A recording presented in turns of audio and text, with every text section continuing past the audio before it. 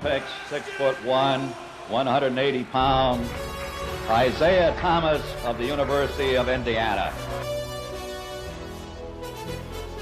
Now he fires, fills it, a triple at the horn. Pistons win. Pistons win. Jordan from downtown. All right. Hello, everybody. Welcome back to another official Detroit Piston basketball podcast with Miguel. And guess what? I got Jamal back. What's up, Jamal? What's going on, man? And guess what? We got Jamal back, but we're getting rid of Blake too. So the last time we talked, we got rid of Derrick Rose. Now we're getting rid of Blake Griffin. Happy times. Much happy times. Listen, this year, I don't even care how we finish. The fact that those two clowns are off the roster is music to my ears. I've been waiting forever for this. Now I can actually watch and enjoy Piston basketball, now knowing that Blake Griffin is not going to be on this roster. But back to what I was saying. What's funny is this is probably the greatest month of your entire life, right? Am I right? Yeah. Yes. Or not literally, but as a Piston fan, this is the best I have felt in a long time, man. In a very long time. Guys, like remember this. Remember this. Actually, February 2021 is when all the magic happened. Watch and enjoy the Pistons. You know, trying to watch them is like watching grass grow, bro. I mean, watching old Blake limp up the court was terrible. Now he's off the roster. Now I can enjoy watching Sadiq Bey develop. I could watch Isaiah Stewart develop. I could watch Josh Jackson. Hopefully they move Ellington. That I'm really hoping that happens. But But back to what we were talking about. I don't think that he can. If he agrees to a buyout, he can't have that player option. Okay, yeah, that's the point we're getting into. Now, why do you think he can't? I mean, in my estimation, the player option is part of his contract. Either he opts in or opts out. If he doesn't want to be there, he will opt out. So if he's initiating the buyout, why should we give him the player option? That's my point. But we don't have any say in what happens with the player option. It's a player option. He gets to decide what happens with it. But again, he's going to the organization saying, I don't want to be here. Okay, if you don't want to be here, you have to give something to get something. If you don't want to be here, then I don't understand where we have leverage in any of that you just explained. In my estimation, it sounds like he has us by the balls. Well, that's if he wants to be here. If he wants to be here, he has us by the balls.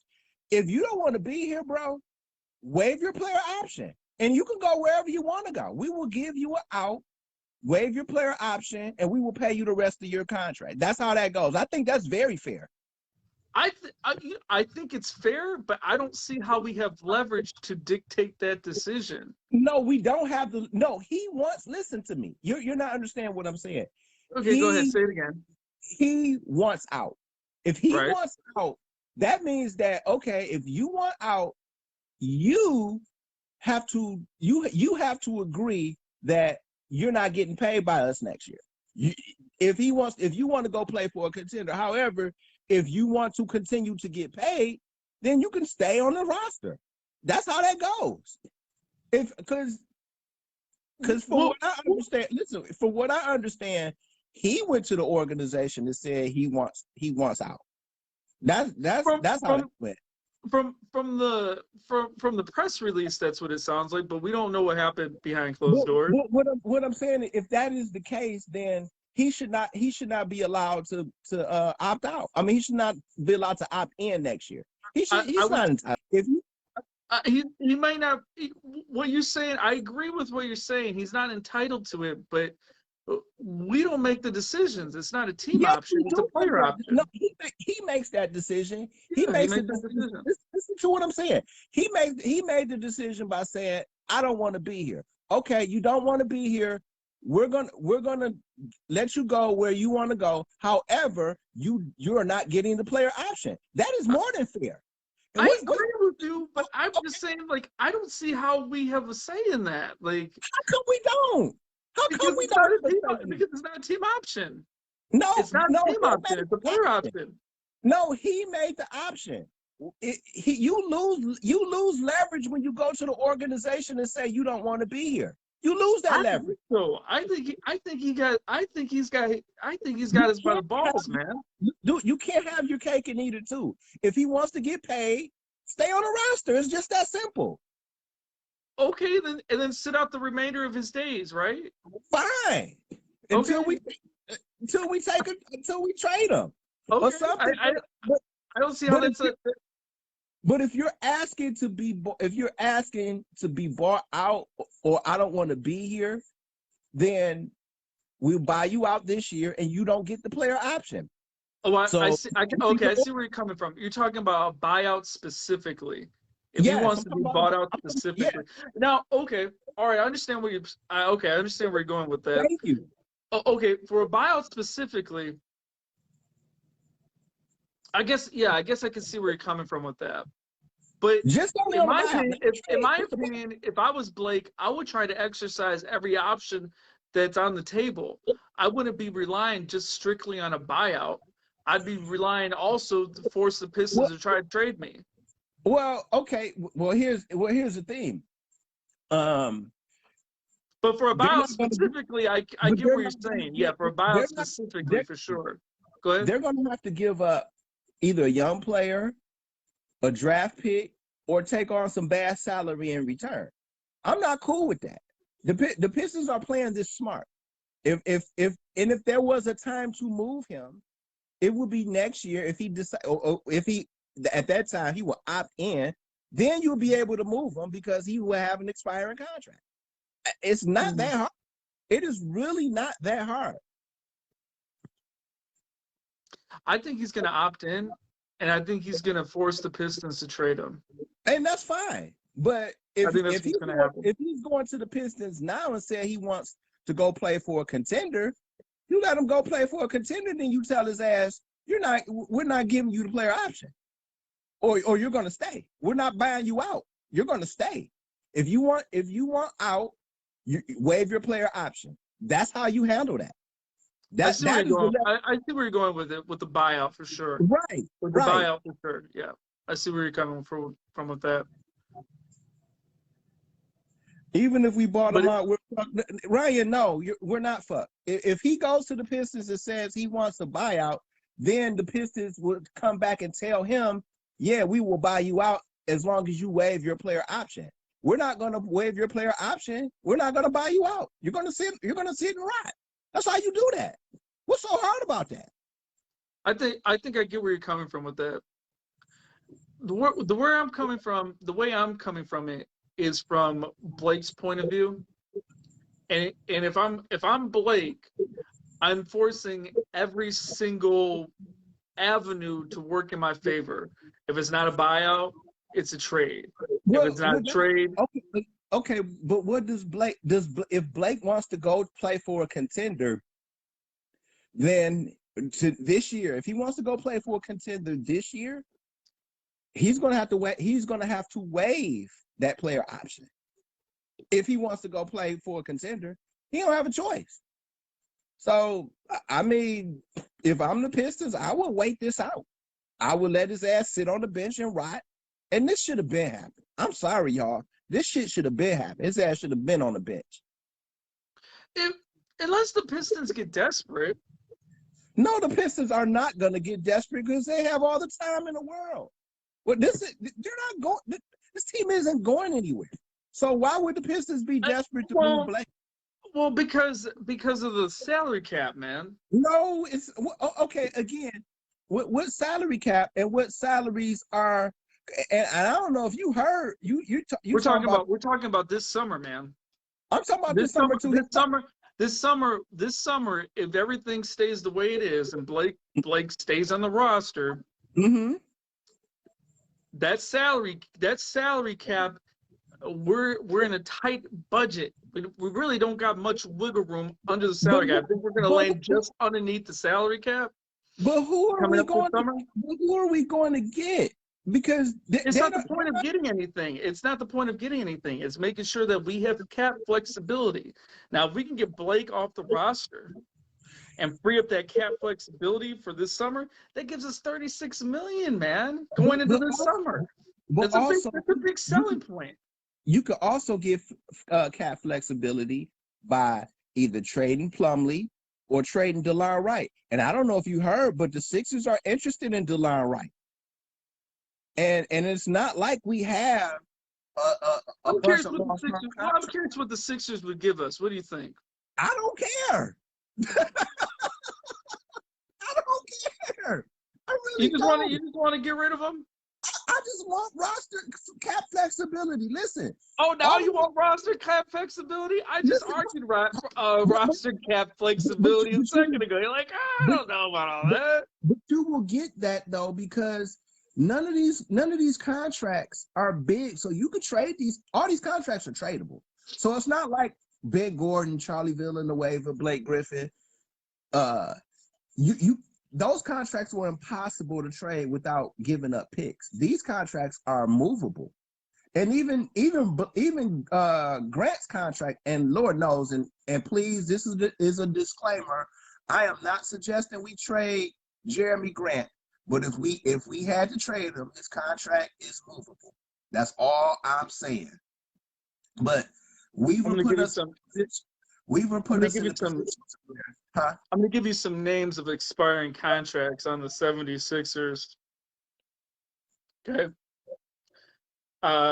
They got Danny Green, who's being paid $15 million. Mm-hmm. I'll take him. He's an expiring contract. I take him. You got Mike Scott.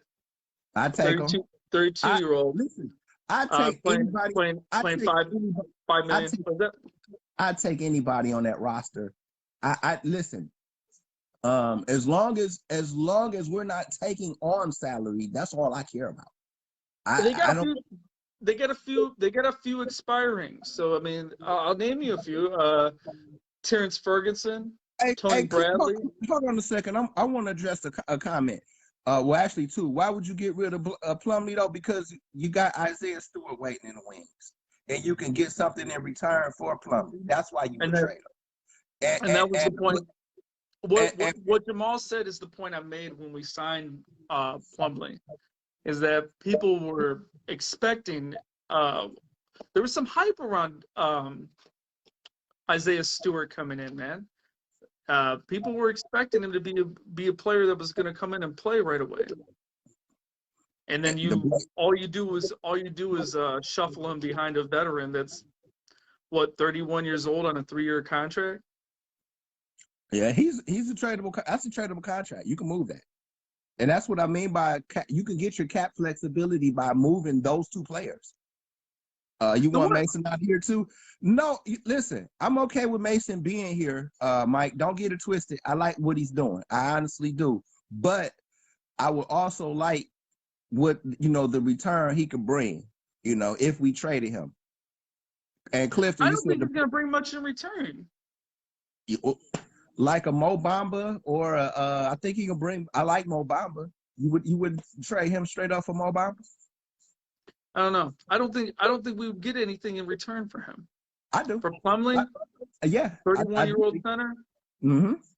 It's a lot of contenders that would like a backup center. We're rebuilding. And we're rebuilding, but I don't know if the return is going to be all that high for him. Mm. I agree that we're rebuilding. That's why I agree with you that a lot of these guys are tradable, including Grant. But okay, Clifton, and I've been trying to get to this comment. He said the Blake trade is going to look like the Andre Drummond trade. We'll get a bag of chips for Blake. You know what? That's the byproduct of waiting too late to trade Blake Griffin.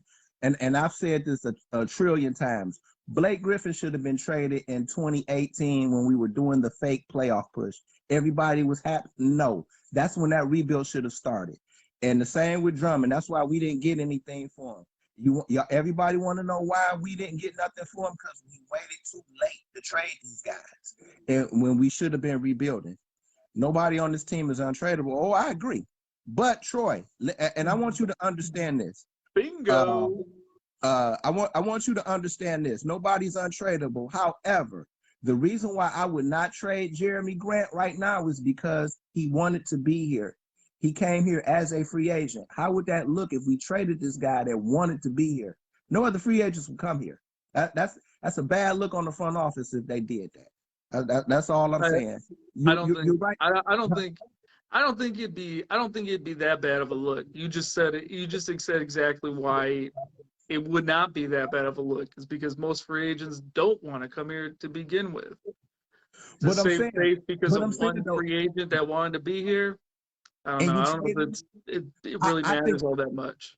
That would be a bad look if they. I feel like that would be a bad look. It might be a bad look, but it'd be a bad look on a team on a franchise that really doesn't get any credit for free agent acquisitions to begin with.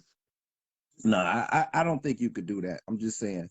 I just don't. Blake wasn't the future. Blake was the now, and now is the past.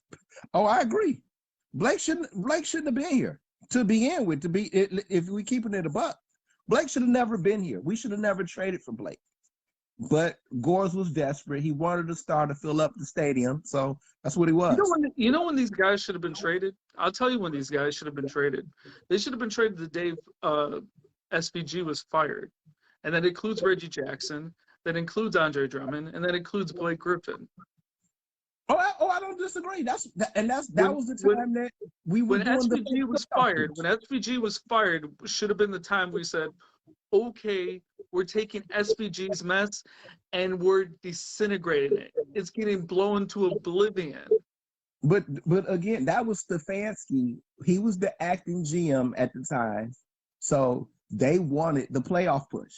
And that's why you got what you got. I agree with you. And I think it was a bad mistake because what you did is you wasted valuable years with Dwayne Casey, forcing him to use guys that are not really his, and to try to make what you say a fake playoff push with pieces that didn't really belong to him.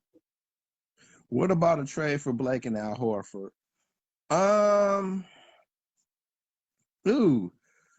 What team is Al Horford on now? I want to say, is it Philly or OKC? I would be okay with that simply because he plays center. So you can he wouldn't have to start. Isaiah Stewart would be your starter. I would actually be okay with that.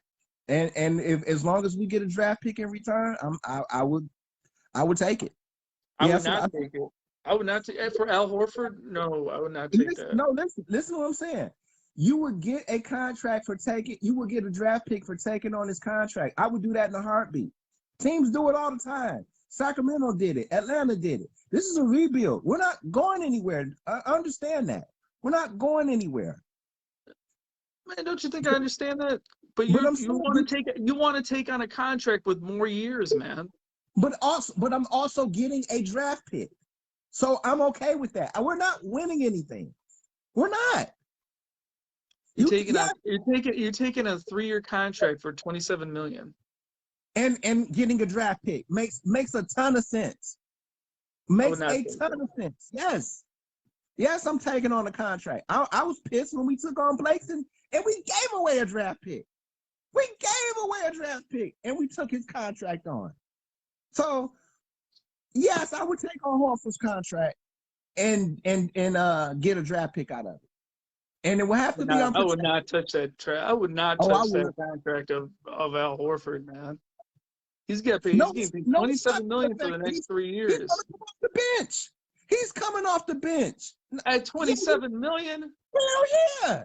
Don't let his ass come off the bench. He might as well just keep Blake Griffin for the next 2 years and just have him sit the bench. You know the difference though.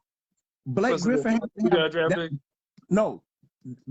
has to have the ball in his hands, and he slows down the pace. That's the big difference. Al Horford's a center, and he can either be under the basket or be at the top of the key. Man. Oh, I don't disagree. But again, At 34, dude, at 34. He's 34 years old. Al Horford.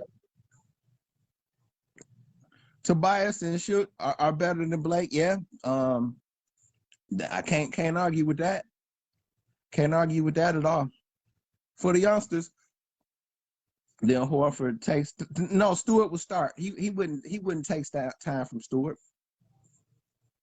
He wouldn't take time for Stewart, but having a guy that's being paid $27 million coming off the bench, I think is a bit ridiculous. For the next 3 years. So his contract is for the next 3 years. $27 million. Yep. Give me the draft pick. I'll do it. Man, you making more than one draft pick out of that, man. Give me the draft pick. I'll do it in a heartbeat.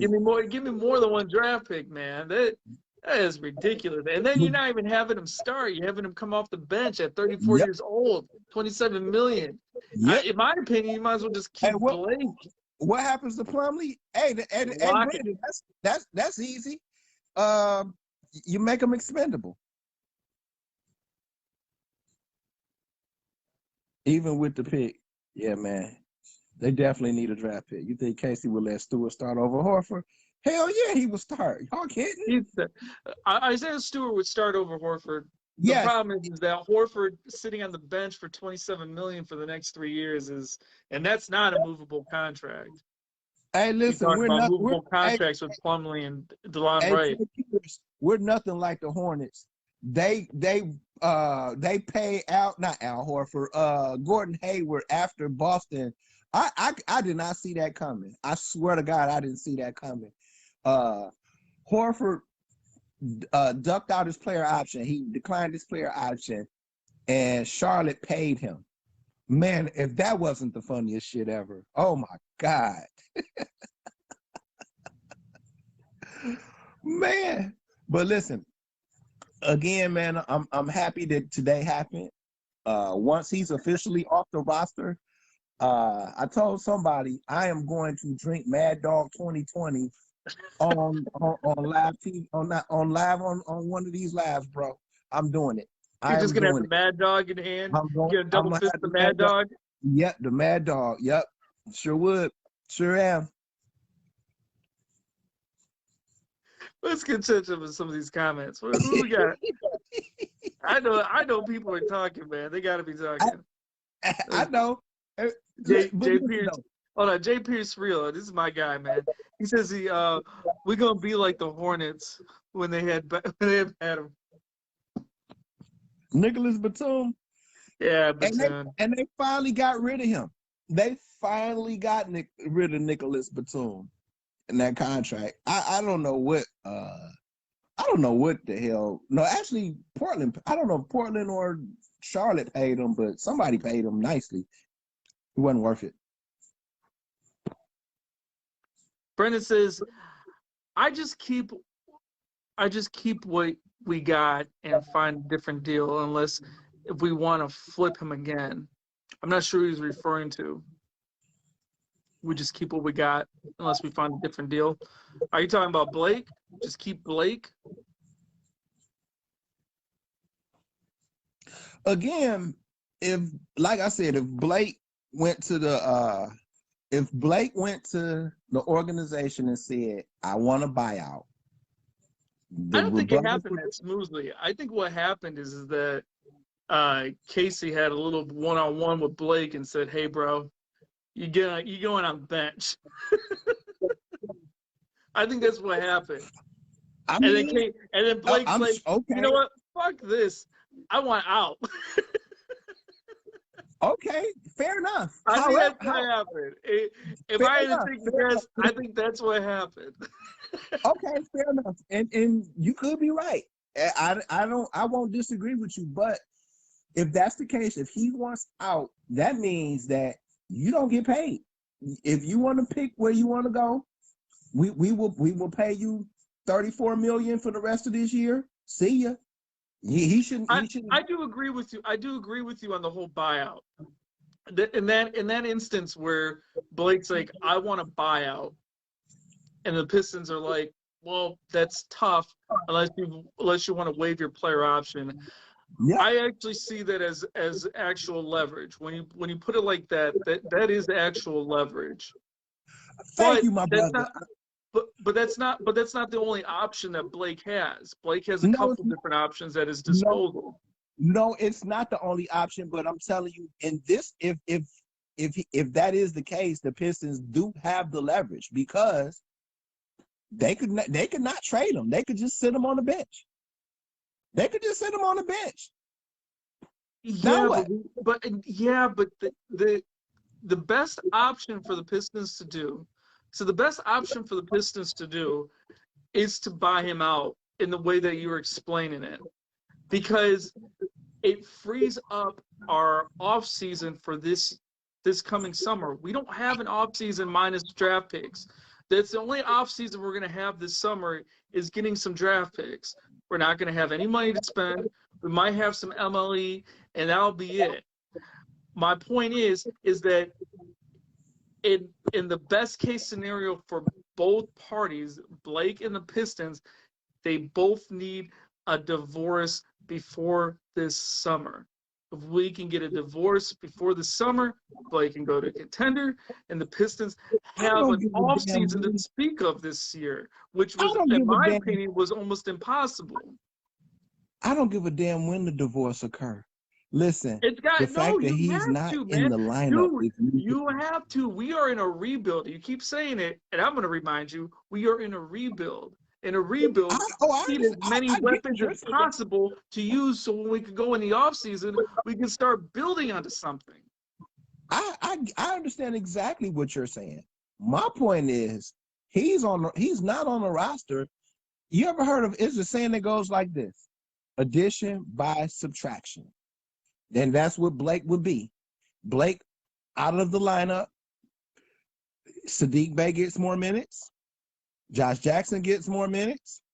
See, Mikhailuk gets more minutes. In a development aspect of it, it works out like that. But I'm talking about building in the offseason, man. Unless you plan on having this team be your team going into the future, which in my opinion, I don't feel like it is. I feel like this team needs some upgrades. Okay, I don't disagree. We can get it through this offseason if we unload Blake's contract before the offseason starts. I don't disagree with that, but again, you got Plumlee's contract. You can move that. You can move DeLon Wright's contract.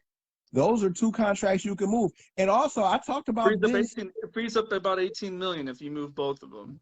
Exactly. And also, I talked about this yesterday. No one wants to talk about this, but Josh Jackson is playing very, very good basketball right now. You say no one is saying anything, bro? I've been talking about Josh Jackson. Okay, hold on. I don't think you're ready for where I'm about to go. They're going to have to make a move or make a decision about Josh Jackson. What do you do? Okay. Do you pay him? Do you give him an extension? If he doesn't want to sign an extension, do you trade him? Are we really that deep into the Josh Jackson decision making where we got to make a decision on him right now? Only 2 years. He's only signed for 2 years. I thought he signed for 3. No, it's 2. Please look. I'm about to look it up. I thought it was 3. Okay. It's 2. Let's see. It could be 2. I thought it was 3. I thought all the players. The reason why I say this is because I thought all the players that we signed for 3 signed a lot of 3 years. It's 2 years, so that means that this season will be his next season will be his last season. Yeah, you're right. It is his next. He'll be an expiring next year. He will be an expiring. So what do you do? I don't feel like a decision needs to be made on him right now. Okay. Well, not now, not at this very moment, but going into the off season, and at the deadline. Okay. This goes back to my point about okay, you're actually kind of walking into my point about getting rid of Blake Griffin so we can free up cap space before the summer. Because if we don't do that, we don't have a whole lot of money to spend to give Josh Jackson an extension. Well, okay, you won't extend him until either the middle of that year, and then who knows, man? He may. What I'm basically saying is, if you want to renegotiate contracts, it makes it difficult when you don't have a lot of cap space to spend. Also, too, you can also go over your cap by signing your own free agents. So you can, but I mean, is it ideal for a 7-win team to do this? Well, you also have cap flexibility. I gave you two options you could do. You could trade DeLon Wright. You could trade Mason Plumlee. You just said that's $18 million right there. So there you go. That is $18 million. We'll see if the Pistons can do it, man. It's interesting seeing the 76ers reach out about Dylan Wright, actually. I said that too, like, really.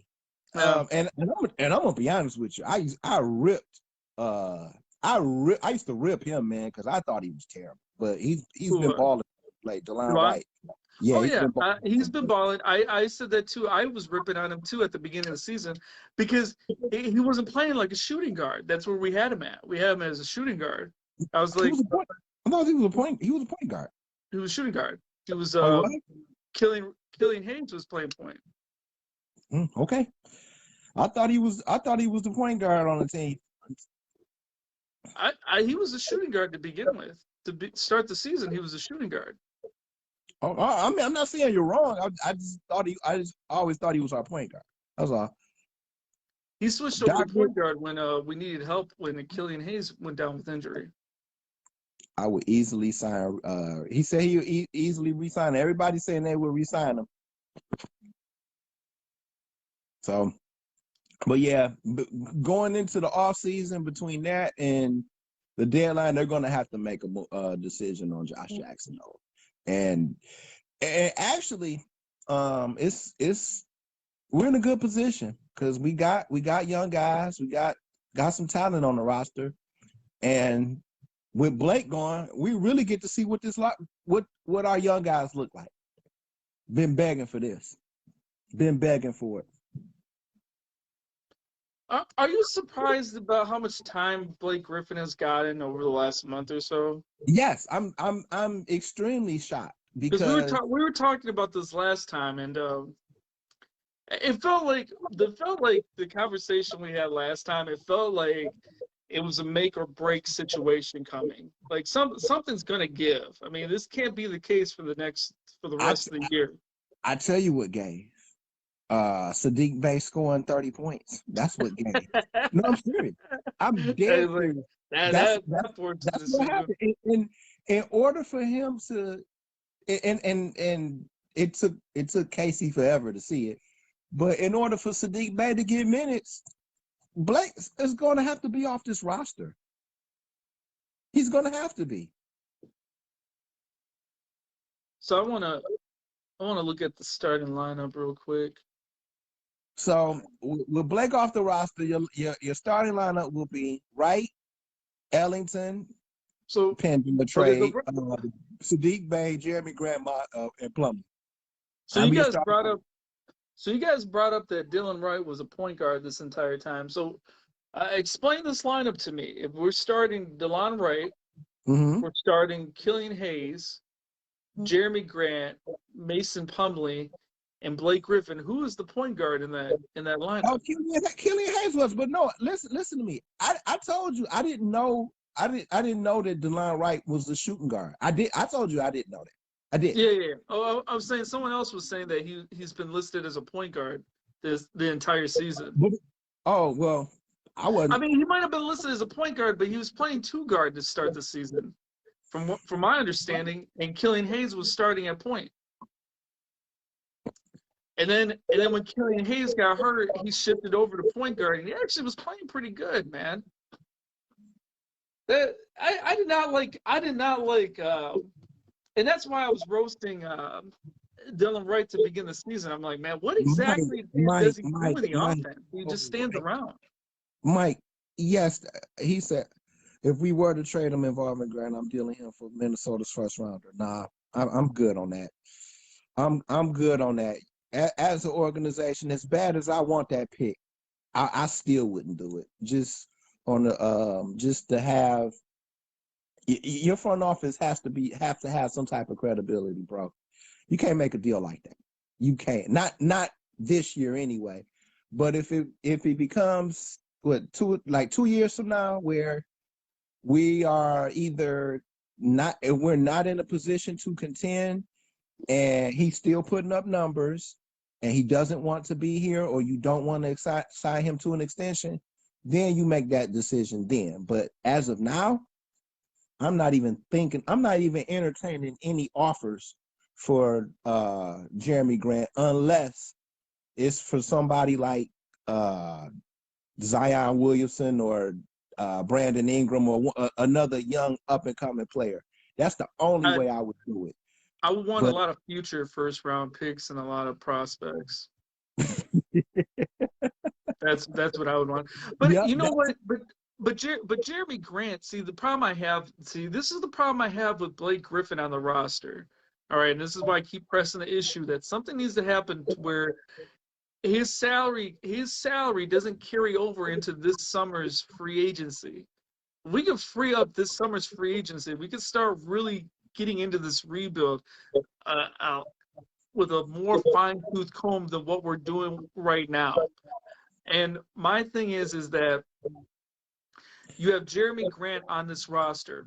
He only signed a 3-year contract. He's already wasted his first year of 3 on a 7-win team. We're going to go into next year with Blake Griffin's contract still taking up the majority of our cap space and handicapping us in a rebuild, and we're relying just on a bunch of draft picks to rebuild. So are we going to still be a 7-win team next year in year 2 of Jeremy Grant? So when exactly are we going to start becoming a team that actually competes? In year 3 of Jeremy Grant in his final year? Is that when we're going to be a competitive team? I just feel like his contract doesn't really line up with the rebuild process.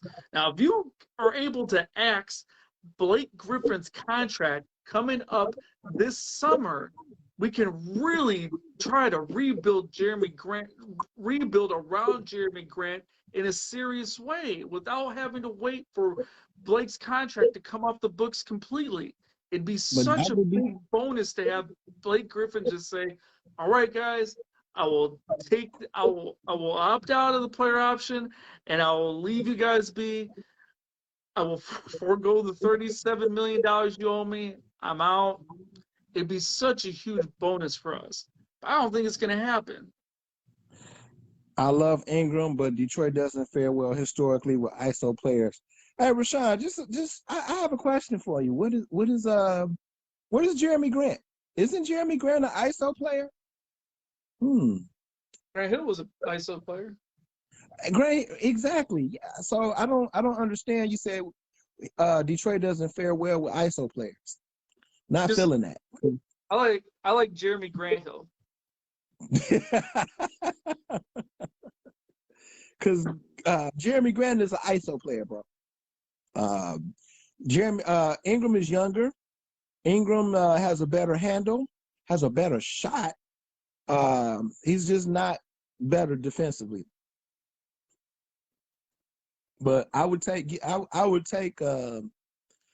Brandon Ingram because of the upside. They're running him as an ISO, but he's still an ISO player. Still an ISO player. So don't understand what you're saying on that. Honestly, don't. I would say Detroit hasn't fared well with ISO players, but how many ISO players have we really seriously tried to build around? If you're going old school, I got an old school one. We were just talking about, remember AD? Talking about ISO player? Oh, my God. But, man, you're going back 30 years, man. I know, man. I know. But I'm just telling you, I don't know if you were around when AD was playing. You talking about ISO player? He slowed down the whole offense. Ooh, man. And people hated Blake Griffin.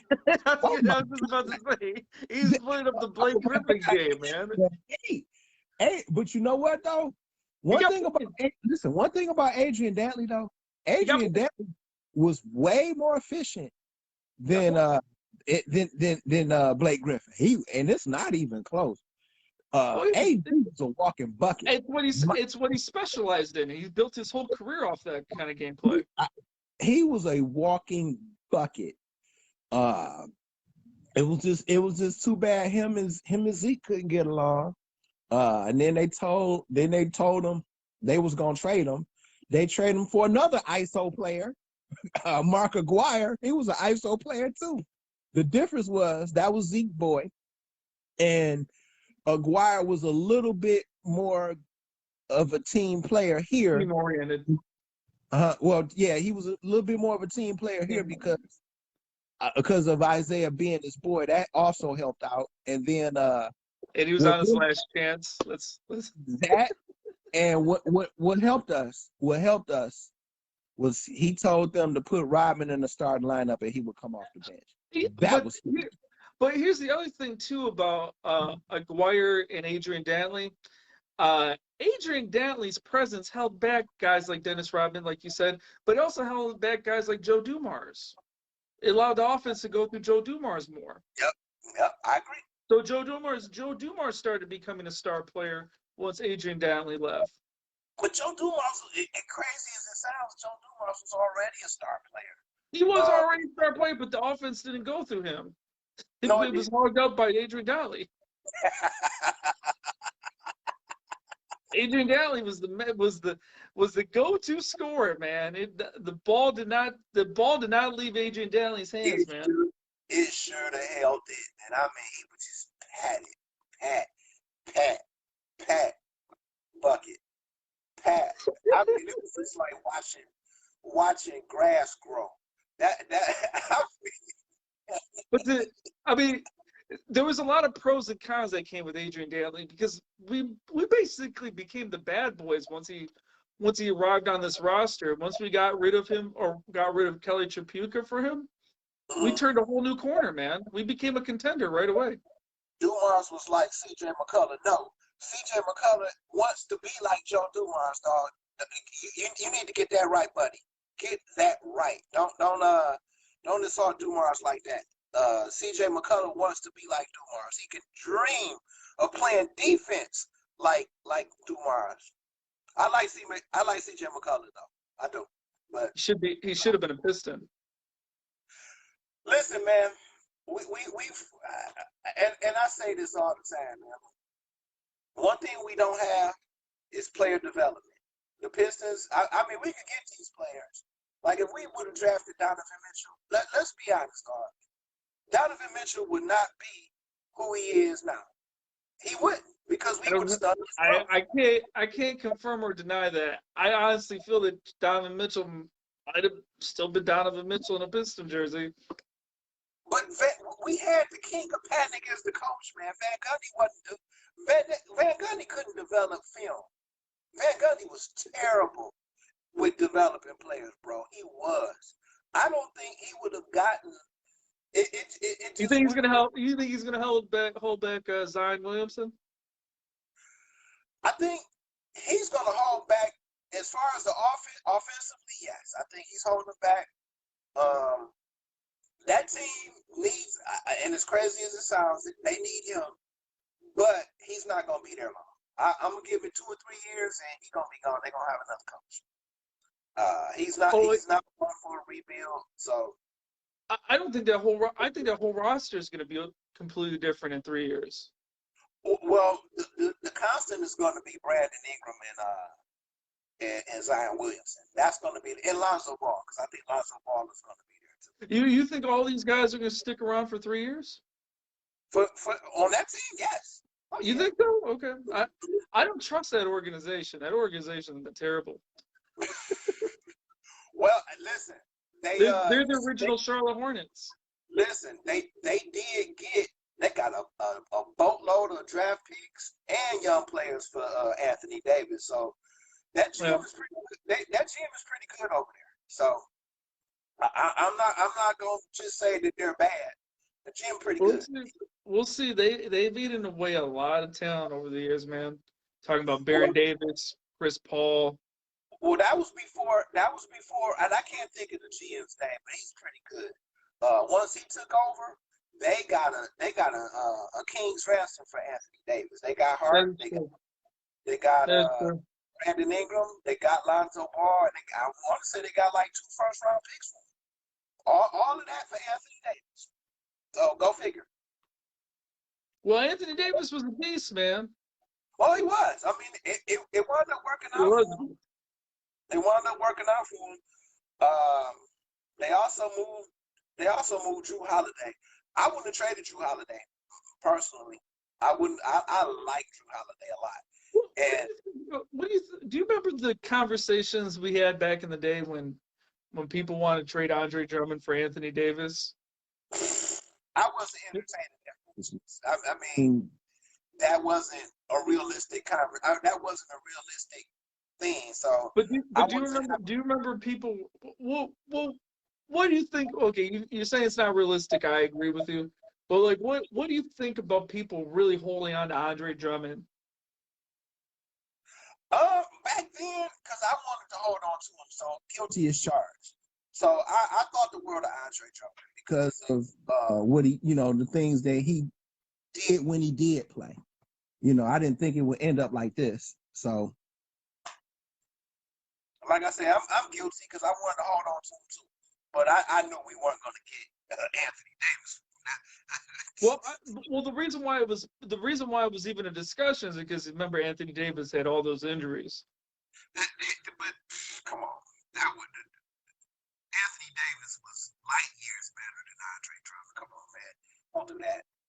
People loved Andre Drummond, man. I tell you, man. And I was one that did, but like I said, I knew that trading him for Anthony Davis wasn't realistic. And he still do got a big contract. Only issue with the unibrow, because they both initials are AD. The only issue with him was everybody's initials is AD. Adrian Donnelly, Andre Drummond, Anthony Davis. But again, man, going back to what we were talking about, it's a happy day in Piston land for me, bro. I'm just happy all over again, man. I can enjoy watching the young guys grow. The last time I got on here, man, you were so happy about getting rid of Derrick Rose, man. Yes. I was like, man, you can just see the excitement in your eyes. I'm like, man. And truthfully, I wouldn't care what we get for Blake. As long as we don't do anything stupid like give up young players or give up a draft pick or take on like a crazy amount of salary, I'm okay with giving up. Let him go. Yeah, Sam says he dropped 60 on Drummond, Anthony Davis. Man, do you remember that game, man? Yes, I do. He was housing Drummond. Paul Drummond. Dude, no one could stop him, man. He was shooting from everywhere, man. He looked like a 7-foot Steph Curry, man. He's shooting, man. But the crazy thing about Anthony Davis though was in high school he was only like 6'1", 6'2", and he was a point guard. He handled the ball, and he just had this growth spurt out of nowhere. Grew to be 7 feet tall. You know who else did that, right? Who else? Dwight Howard. Really? Yeah. And Dennis Rodman. Well, I would have never known. I heard the story with Dennis Rodman, but I would have never known with Dwight Howard because Dwight Howard, his game is solely limited offensively. But with Anthony Davis, you could tell because he does have a bit of. He got a bit point guard in him. Yeah, and with Dennis Rodman, you couldn't tell because Dennis Rodman just started playing basketball. He picked up a basketball at like 18 or 19. You know what? That's something. That's great, man. I mean, dude didn't pick up a basketball till he became an adult, and he's a Hall of Famer. Go figure. Yeah, I know. Dennis Rodman's story is incredibly insane. I'll tell you that. It's the most unlikely story you could have as an athlete in general. I got one that trumps his. Okay, just Kurt athlete in general. Yeah, Kurt Warner. Okay, he went from the grocery bagger. the grocery bagger to NFL MVP. But that was like all one season, wasn't it? Like almost all in 1 year, wasn't it? Yeah, it's crazy. It is. I mean, he was also the greatest hunter. He was also Brett Favre's backup because he played in Green Bay.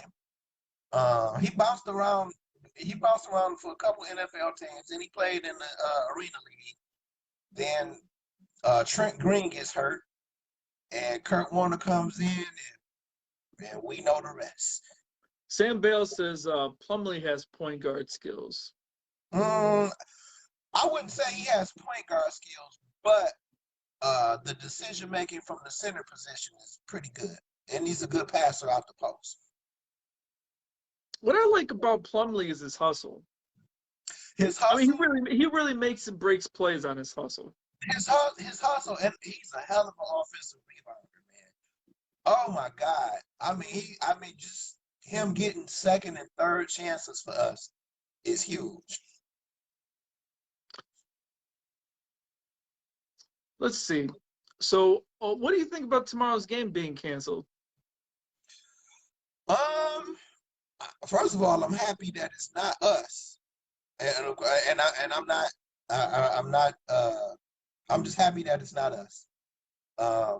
It truthfully, and I've said this a million times, they just need to go ahead, give it 2 weeks, and move everything in the bubble. That's what I would do. You think the season should end right now? The regular season should end right now and just move it to a playoff bubble? No. I'm not saying end the season. What I'm saying is, I would give everybody 2 weeks. I would have everybody quarantined for 2 weeks. Continue the season in a bubble. That's what I would do. All 30 teams in a bubble? Yes, all 30 teams in a bubble like that. It'd be kind of like a tournament at that point. Well, they need to do something because this, everybody, this COVID, yeah, man, everybody. You would have like almost like an NCAA tournament kind of way where you would have like, because if everybody played in a bubble, meaning everybody would have to play in the same arena, and then you would have to have overlapping games. Yeah. Well, I wouldn't say overlapping games, but stacking games. So there's a game that comes on at 1, and then the next game comes on at 3. But they all play in the same arena like a tournament. Yeah, or you could. Oh man. Because there's too many teams for a bubble to be played on different days. You know what I mean? Yeah, man. I'm just sick of this. I really am. I'm sick of going through this, sick of seeing this. I will be happy when everything goes back to normal. Once everything goes back to normal, and I'm talking about not just with sports, but with everyday life. Because hell, right. Stuff don't even stay open past 10 o'clock no more. I can't even go get me some food. Shit. At least here in Michigan. Yeah. What I was gonna say was, you have a bubble of 30 teams, so you would have to stagger them. So you would have the game that comes on at 1 o'clock. You would have a game that comes on at 3 o'clock, 1 at 5, 1 at 7, and 1 at 9. It's possible. But, I mean, you would have to do that every single day if you put all 30 teams in a bubble. Gotta work. Let it work. I mean, it'd be so weird, man. It'd be so weird to have like a Pistons game. Like Pistons game starts at 7 typically, but we would have to catch it at 1 o'clock. But on a weekday. anything is better than what we're doing now, because what we're doing now, guys are getting sick with this COVID. We got quarantine for 2 weeks. I mean, Kevin Durant was mad because he had to sit out. What was it, a false test or something like that? I don't know. Yeah, man. What? How about? Why don't we just? Does the Pistons playing against the Spurs really matter all that much?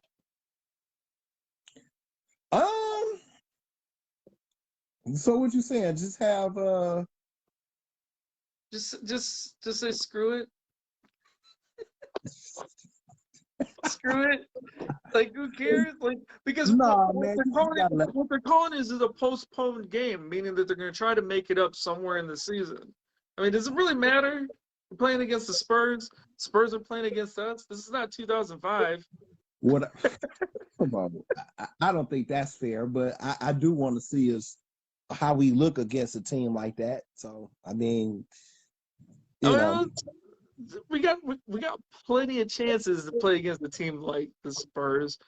Like, we still got I don't think we haven't played Chicago at all this season yet, have we? No, I don't think so. End the season so we could get the top pick. Hey Sam, dog, that ship sailed when we started winning.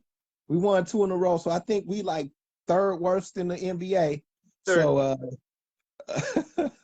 Third worst. but We- I did say this, and I'm still holding to it. If we don't win a ton of games, and if we're around that 2 or 3 worst team in the NBA, I think we're gonna get the number 1 pick. And it's just a hunch. I'm not saying it. It's just a hunch for me, man. And the reason why I'm saying it, and I've said this a million times, is just our turn. Everybody has had their turn at getting the number 1 pick, except the Pistons. Pistons ain't had a shot. We're gonna get in fucked up territory if we get 10 wins. I'll tell you that right now. We start getting 10 wins, we're starting to screw around with being tied for like 5th and 6th place. We play the season. We're gonna be like the 12th pick when it's done. But I'm gonna say this though. If we are winning games, and if somebody asked me would I take the AC over the draft pick, and I said yeah, I would take the AC over the draft pick, and it would simply mean that one of our young players like a Sadiq Bey or Isaiah Stewart has developed into something. So absolutely, I would take an AC right now, just to see how we would match up against. What's the biggest Sadiq Bey's ceiling, man? Somebody compared him to Glenn Rice. I don't think his shot is nowhere near as good as Glenn Rice's. Glenn Rice was butter, man. Glenn Rice was also the 1st overall pick, wasn't he? No, he was like 4th. Miami. He was 4th. You can look that up too, but that's the guess. Was it Vin Baker I'm thinking of? You said what? I said, was it Vin Baker I'm thinking of? I don't even think Vin Baker. You talking about Big Dog? Big Dog was number 1. Big Dog went number 1 in '94. Glenn Rice.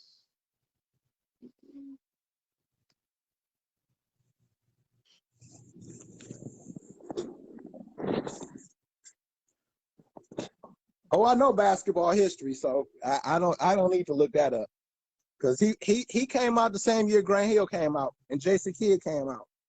They were 1, 2, and 3.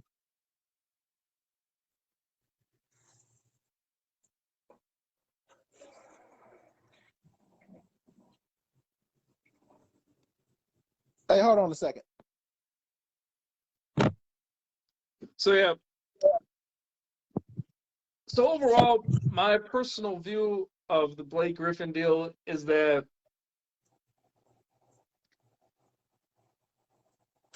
we need his contract off the roster, regardless of all the other things that are going on with it. People think he's going to sit out for 2 years. People think he's going to get a buyout. he gets a buyout, then I guess it'd be ideal for him to get a player option, to forego his player option. I think that does make sense. It makes all the sense in the world. And that was Jamal's call too. Jamal's still listening. I hear you. I hear you. But Jamal, you in the bathroom? that makes all the sense in the world, man. I mean, you can't have your cake and eat it too. So if he went to them with a buyout, they would have he would have to not take he would not have to take that player option. They would have to tell him, look, bro, we ain't giving you the player option. If you want to leave, no player option for you. And that's why, and I think I put that in the feed. If he took the buyout, will we still have to pay him? Because I don't think we should.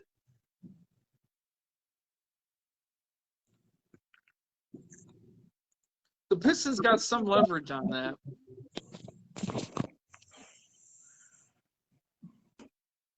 I'm glad, like I said, I'm glad you finally came to see that, brother. I didn't think they had any leverage on that, but the way you explain it, they do got some leverage on it. Well, again, but they only got some leverage. They only get some leverage on it because Blake still has plenty of options, and one is just sit it out, just sit it out and just collect paychecks.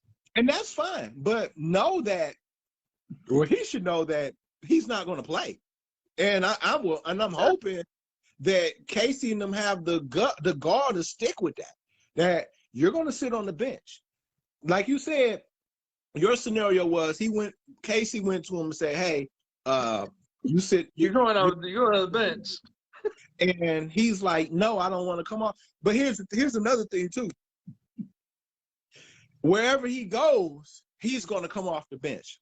If he goes to a contender, he's going to come off the bench.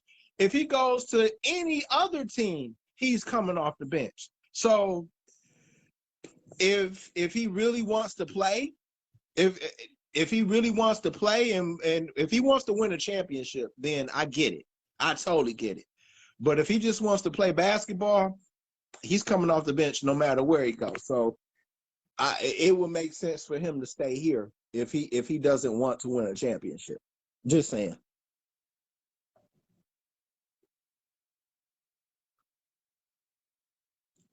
Blake needs to come off the roster before this offseason.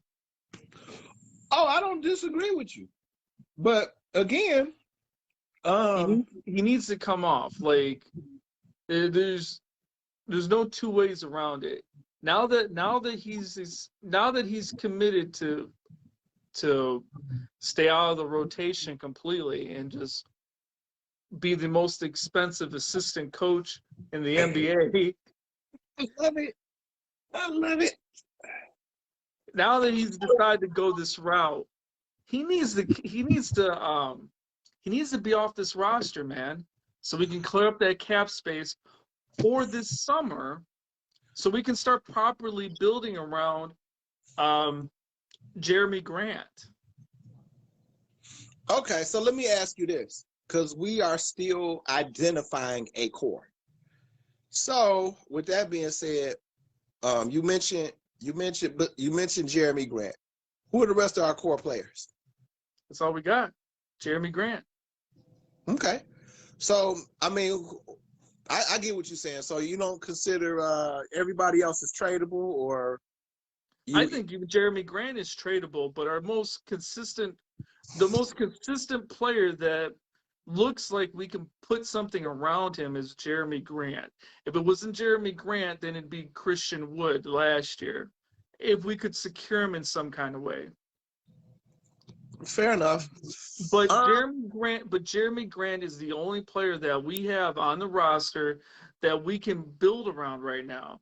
We can't build around Josh Jackson. We can't build around Sadiq Bey right now. We can't build around Isaiah Stewart. We can't build around you can't build around Plumlee or Dylan Wright or any of these other guys. But there's too many question marks behind everybody that I just listed. Listen, but they are Are you sold? So you sold on Sadiq Bey? I got a feeling you're gonna give me a rebuttal on Sadiq. That's not what I was going to say. Okay, What I was those guys you named are complementary pieces, which is part of their core. So I mean, and who knows? Who knows? Grant himself. Wait, hold on. Let me finish. Who knows? Grant himself might be a complementary piece. Again, I said that I thought that we would get the #1 pick. What if we landed Cade Cunningham? Could you imagine Cade Cunningham with this roster? Or for that matter, let's do this. I don't think Jeremy Grant. Jeremy Grant is the closest thing that we got to build around. Let me clarify. He's the closest thing. I'm not disagreeing with anything you're saying. What I'm saying, but what I'm saying is that he's not the only player or the only possible situation that we can have to build around. He's not, but he's the closest. I understand exactly what you're saying. What I'm saying is, all these guys you're naming, and even Jeremy Grant himself, are complementary pieces so far. We're still trying to identify with a core. That's what we're doing. We're trying to, see. And so far, Jeremy Grant seems to be the guy that's part of the core. You got Sadiq Bey, you got Isaiah Stewart, Josh Jackson, and really that's it. As far as that, and whoever we draft in this upcoming draft, hopefully, like I said, I'm hoping it's the #1 pick, man. I'm remaining optimistic that we get the #1 overall pick, man. We get lucky, because that's what it takes. Sometimes it takes luck. So.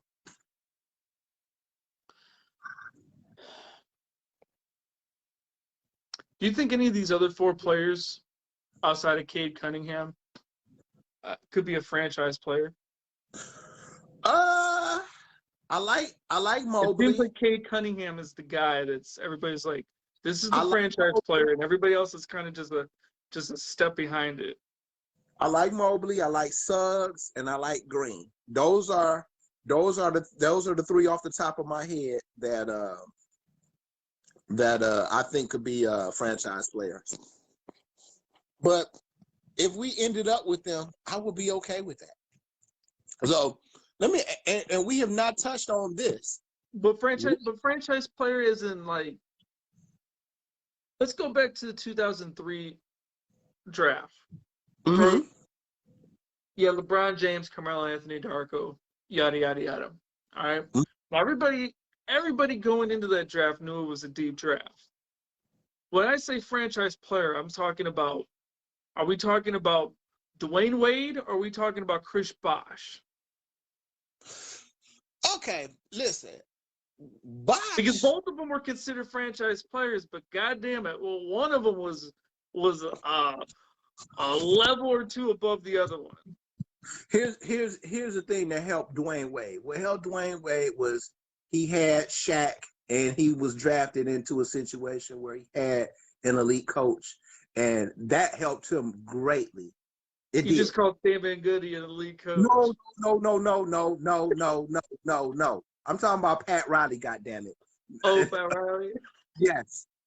He said nothing damn thing about Van Gundy. No. But yeah, he was fortunate enough to get drafted to a franchise that had good coaching and another Hall of Fame player. Bosh started out good in Toronto. He went and played with his boy in Miami. That's what got him the championships. And he put up numbers as a third option. So, looking at his numbers on the surface, they look mediocre, but he put up those numbers as a third option. If he was a franchise player with Toronto. Absolutely. But I'm saying though, a lot of people will look at his numbers and say, well, damn, he was just an average player and not know the story behind it. That's all Yeah, I'm I saying. know. I don't disagree with anything you're saying. He was a franchise player in Toronto. Right. Yeah. But But I'm saying there's a difference between Chris Bosh being the franchise player in Toronto and Dwayne Wade being the franchise player on the Miami Heat. okay, let me ask you this. Reverse the roles. Bosh goes to Miami, Wade goes to Toronto. How would his career go? Again, it's all in placement. Wade, like I said, Wade was fortunate enough to have Pat Riley. You think Chris Bosh would have the legacy Dwayne Wade has? I'm not saying he got the roles flipped. I'm not saying that he would. What I'm saying is it helped. I don't feel like Rasheed Wallace would have got taken advantage on by Chris Bosh. I think Rasheed Wallace would have. That's not would have killed him. The problem is Dwayne Wade made everybody on the Pistons look silly. I mean, listen to what I'm saying, including Rasheed Wallace. Well, you're talking as far as it affecting the growth of Pistons versus Heat. I get that part. We're talking about individual legacies as far as the players themselves. Like I said, it helps big time having Pat Riley. It helps big time having Shaq and the players around him. Chris Bosh didn't have that in Toronto. That's all I'm saying. Okay. And that's all I'm saying. Like, okay, I got a good one for you. We talk about Magic and Zeke all the time. They're compared. They're the two best point guards in NBA history. But if Magic was drafted by the Pistons and Isaiah Thomas was drafted by the Lakers, who knows? It's easier. Magic came into a situation where he had Kareem, where he had Jamal Wilkes, Norm Nixon. He had those players. Isaiah didn't have that here. So having players, I agree with your overall point. I have a few disagreements with it, but I won't split hairs on it. But I agree with your overall point. Situations for different players are going to be are going to change the outcome of everything. All I'm saying is, if sometimes it's weird. Like, I've always believed this: if we didn't have the inconsistency with coaches that we had, I think Rodney Stuckey would have been pretty good here. Oh, so do I, man. I'm glad you said that, because I also agree with that. I think Rodney Stuckey was held back by all the coaching changes he had. Yep. I think he had 7 coaches in 7 years. That's crazy, dude. That is crazy. But he had a new coach almost every single year of his career. Yep. And his first year, kind of the same thing with Drummond, a little bit, but I think Rodney Stuckey had Flip Saunders, he had Michael Curry, John Lawyer, and John Kuster, hmm? Frank Lawrence, Frank, and Mo Cheeks. He had 6 coaches. Yeah. Thanks. He had 6 coaches. Yeah. Hey, listen, I know I'm switching sports, but Stafford was the same way. Stafford had a ton of coaches too. He had Schwartz, Caldwell, and Numbnuts, Patricia. He had somebody else too, didn't he? Wasn't there a 4th coach in there? It might have been, but those are the 3 off the top of my head I could think of. Because Schwartz was hired in 2009, and after Schwartz we got Caldwell, and after so it's been only 3. He was drafted in 2009. Schwartz was the coach. Then we got Caldwell. Then we got Fat Boy. So he only had 3 coaches. Yeah, Rodney Stuckey had 6, man. Still tripping on that. Yeah, 6 coaches is crazy for 6. I mean, in one stop, dude. One place, six coaches. And each coach had him play point guard differently for a guy that really wasn't really a point guard. I think I wish Chauncey had stayed here, you know, the whole duration of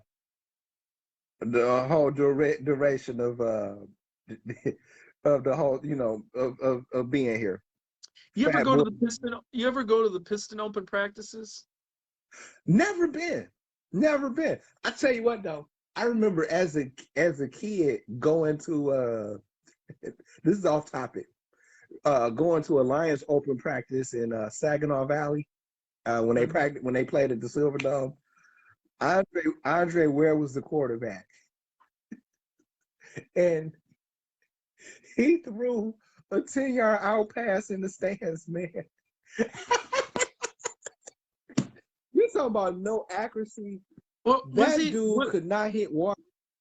Was he on the outside hash? He had no. Was he on the outside hash? It don't matter. Dude, it don't matter. He threw a 10-yard out pass into the stands, dude. That is like the worst. I don't care what hash you on. You should not throw a 10-yard out pass into the stands, dog. Sideline, maybe. But 10-yard out pass into the stands, dog. Andre Ware was garbage. And I knew, and I was a kid when he was drafted by us. And I went up to, I just remember that so vividly, man. He came from Houston, didn't he? Yep. Came from Houston. Yep. He ran the run and shoot in Houston. And we drafted him, what was it, number 2 or 3 overall, something like that. We had Rodney Peete, and they thought that he was going to be the next quarterback. To be honest, bro, because I didn't think Rodney Peete was that bad. I would have stuck with Rodney Peete. They drafted Rodney Peete in the 6th round the year before. I wouldn't have went quarterback. I would have went defense. But hey, man, what the hell do I know? I don't know nothing. I brought up that open practice because I want to say that was Rodney Stuckey's second year. So this is maybe a month or 2 before Chauncey Billups was traded. Uh-huh. And they were doing the open practice. And man, Stuckey was killing everybody, man. He was killing everybody. Man. Probably one of the better performances I've seen in open practice was from Rodney Stuckey. Oh man, but I mean, yeah, I've been to a few open practices. Rodney Stuckey was killing it, man. Killing him, man. Chauncey Billups couldn't guard him. He was running around Chauncey because he's a bigger point guard than Chauncey, and he's faster. It just. I mean, listen, back then, and I like Chauncey and Rip, but they weren't as good defensively, man. Because like you said, Wade used to kill us. Wade embarrassed everybody, man. But yeah, Wade used to kill us, and I mean, Wade would just go anywhere on the court. He wanted to go. I mean, it was just like taking candy from a baby when he was. But the one thing I did like that the Pistons did, he finished. You know who he finished like? You know who Dwayne Wade finished like around the rim? Who? He finished like Michael Jordan around the rim. Yeah, and back then, acrobatic, just behind the back layup. It just felt like you couldn't stop him, man. He just finished around the rim. It felt like every time. Back then, though, back then he didn't have a shot, so you already knew what he was doing. Wade didn't have a shot, so if you kept him out the paint, you know that was the way to stop him. But you learn how to shoot. I'm still thinking about that time that, I mean, we had him dead to arms, man, on one play, and you had McDyess set up perfectly to block one of his shots, and he just flipped it over everybody's head, just a rainbow shot behind the back, off the glass, and I'm just like, and he got the foul. I'm just like, oh. And I'm gonna tell you something else, and I know this is not popular, and I don't care. I think we barely escaped that series against him. We barely escaped that series. Next year he got us. The next year he got us. I was just about to say, had Wade not gotten hurt, they beat us that year. I honestly believe that. I honestly believe if Dwayne Wade did not get hurt in that series, they would have beat us. We would not have went to the finals. Because they were up 3-2. They were up 3-2 on us. We won the last 2 games, and Wade got hurt when they were up 3-2. The year that I agree. Yeah. We went down 3-2, right? Yep. Like you said, yeah, we went down 3-2. I remember that. But then we came back and then we went to the finals. Yep, we won. Yeah, we won the last 2. We won the game in Miami. I remember that because I was so hyped. Oh my goodness, I had lost my voice. I think Richard Hamilton went off in that game. Richard Hamilton went off, and Rashid came up big down the stretch. Now, fast forward to the next year when they actually did beat us. I think in the previous round, it was LeBron James that almost got us. Yep, I remember that. If I remember that correctly. Just yep. It was an interesting time in the Eastern Conference for sure. You just had so many teams trying to come up and try to take our title away from us, man. And I felt like that Heat series, man, the one that we lost, the officiating was a little suspect in that series, man. I feel like it was. That was the famous that was the one with the famous Ben Wallace block on Shaq. People forget that was that series. It was Ben Wallace's greatest defensive play, but goddamn, there was not many other highlights for that series. We're getting straight, man. I think he got Shaq like that. It wasn't that good and that clean, but he got Shaq a couple of times in LA too. And I think we were the only team. We didn't double Shaq. We just let him go one-on-one.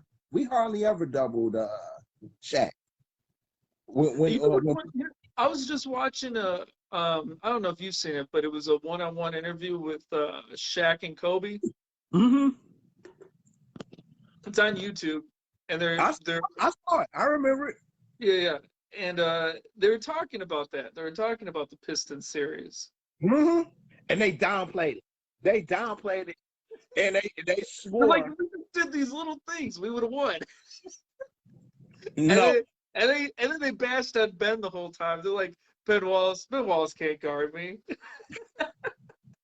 Ben Wallace. Well, I'll say this.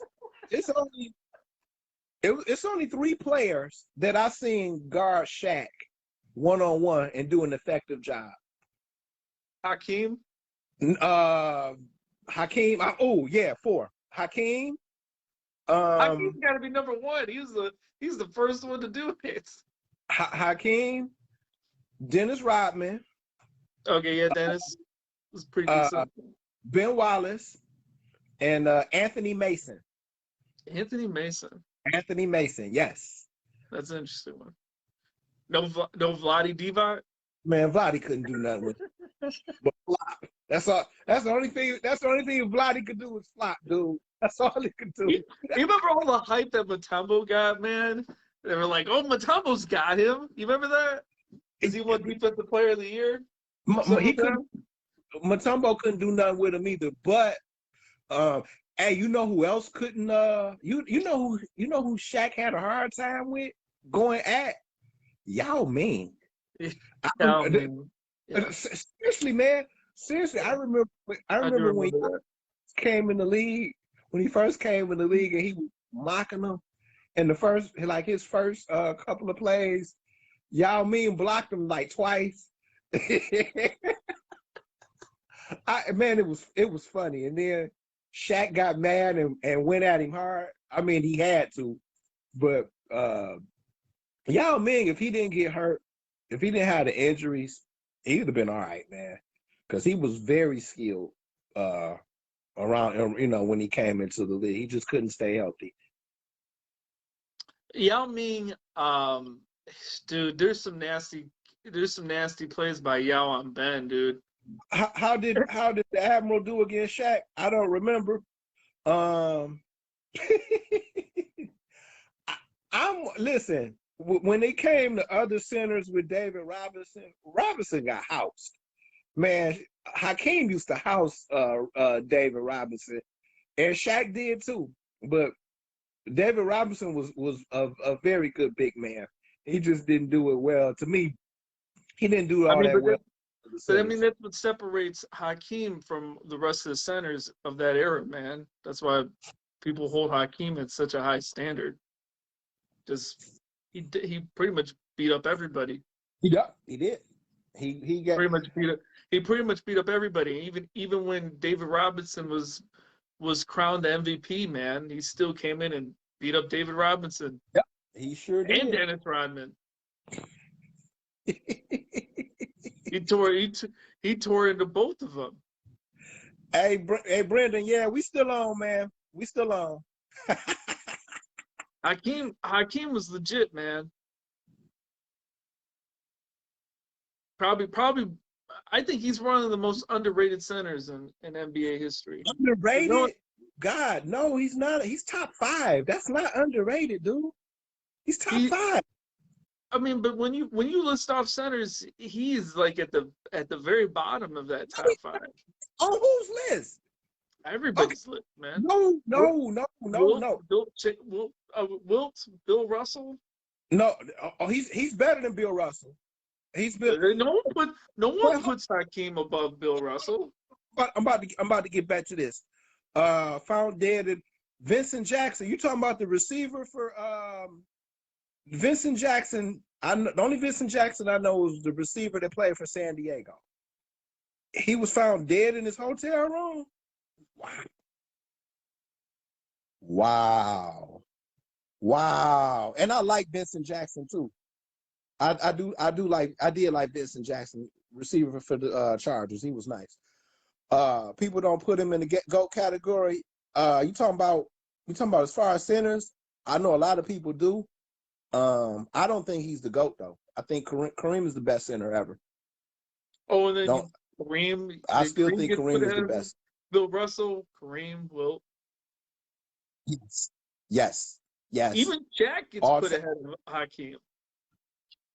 No, anybody that watches basketball should know people that. Put Shaq ahead of Hakeem, man. I don't see it, bro. I don't see it, man. I don't see it. I'm surprised you put Bill Russell. You put Hakeem above Bill Russell, man. I put Hakeem above Bill Russell as far as because Bill Russell wasn't nowhere near as good offensively as Hakeem Olajuwon. Nowhere near as good. But my top 5 goes like this: Kareem, Wilt, Hakeem Olajuwon, Shaq, and Bill Russell. Those are my top 5. You put Shaq above Bill Russell too. Yep. Where does Yao get put on your list? You said where? Who? Yeah, Yao. No. Where do you think you put on your list, man? I can't put Yao on my list. He didn't play long enough. I can't. Where do you put him at? Is he better than Dikembe?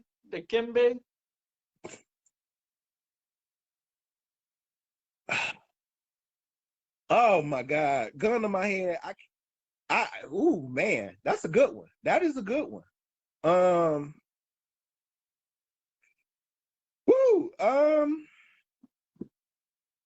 I say so. No, I think Dikembe was a little overrated. No. Listen, dude. I think Fourth, earlier in his career as a Nugget in Atlanta, listen to me. Dikembe was good. 4-time defensive player of the year with 3 different teams, dog. He That's should not not have been defensive player of the year with the 76ers. well, whatever the case may be, bro. He won it 4 times with 3 different teams, man. All right. I can't say he's overrated, but I see. I can't rank Yao Ming simply because he didn't play long enough and he didn't have a healthy prime. So I can't rank him. That's why I'm having a hard time ranking the two. So I would have to go Mutombo over him. That's the only reason why. Listen, bro, availability is the best ability. You got to be on the court for me to judge you. And he has not been on the court. Great player though. And he is in the Hall of Fame because he played pro ball in China. So, and why are you giving me that look? No, I'm just saying. I'm just surprised that you're giving Dikembe credit for his 76ers run. He should not have won that. Listen, that was such a freebie by the NBA, man. Let me tell you something. If he ain't on that team, they don't get to the finals. You could talk all that Iverson crap if you want to, but that he was definitely a contributing part of that team.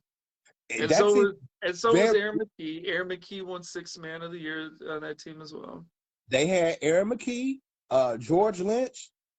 They were very good defensively. Everybody laughed and say that they were one of the worst teams to go to the finals. No, but they had some hardware. They had some hardware on that squad. They did. Because Larry Brown won Coach of the Year, I think, that year too.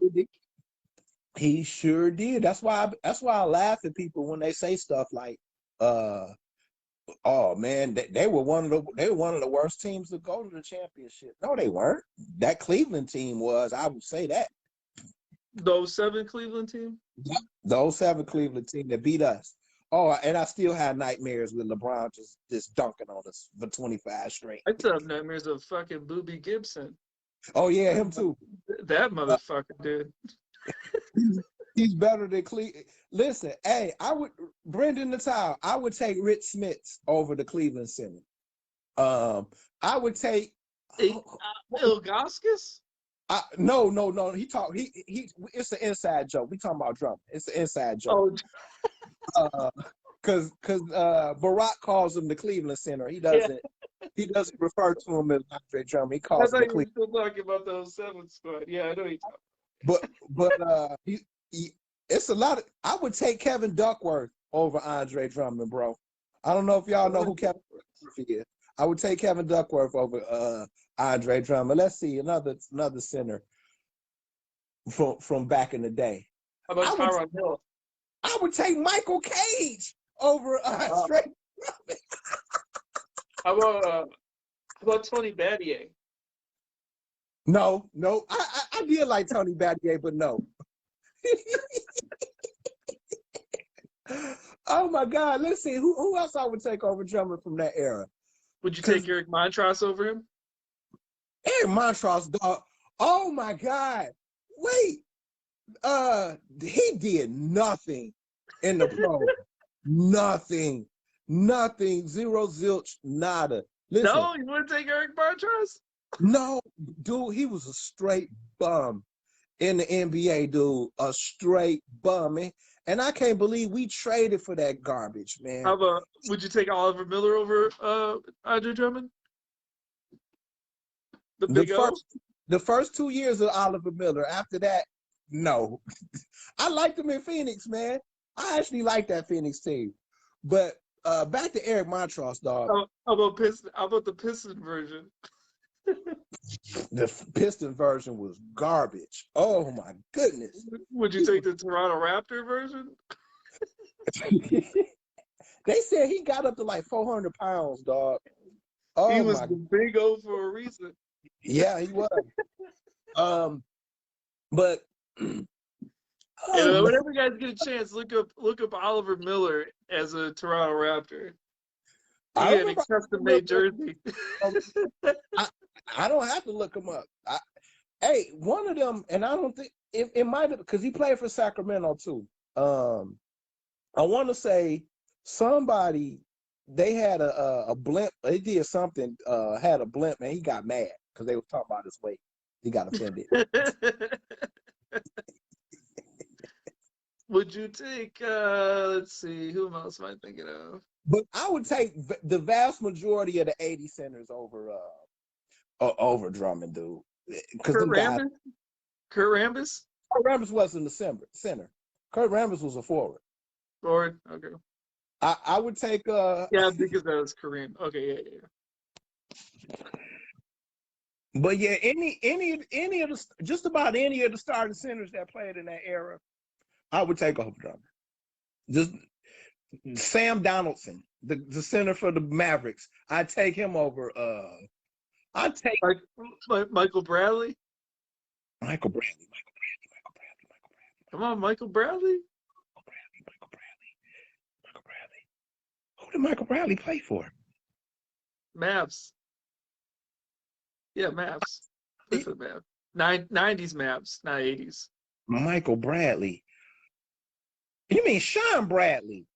Oh, yeah, Sean Bradley. Yeah, my fault. Yeah, Sean Bradley. Yeah, you're right. Sean Bradley. Sure would. I'm like, Michael Bradley? Who the hell is Michael Bradley? I'm thinking like, do you see a man? Okay, yeah, okay. I'm talking about Sean Bradley. You're right, Sean Bradley. He could block shots, sure would. I'd take him, his knobby knees and all. I sure the hell would. How about, okay, I got this name right. How about Michael Olowokandi? Oh, God. One of the biggest draft busts in NBA history. No, I would take no. Oh, man. All right. So you take at least one center over him.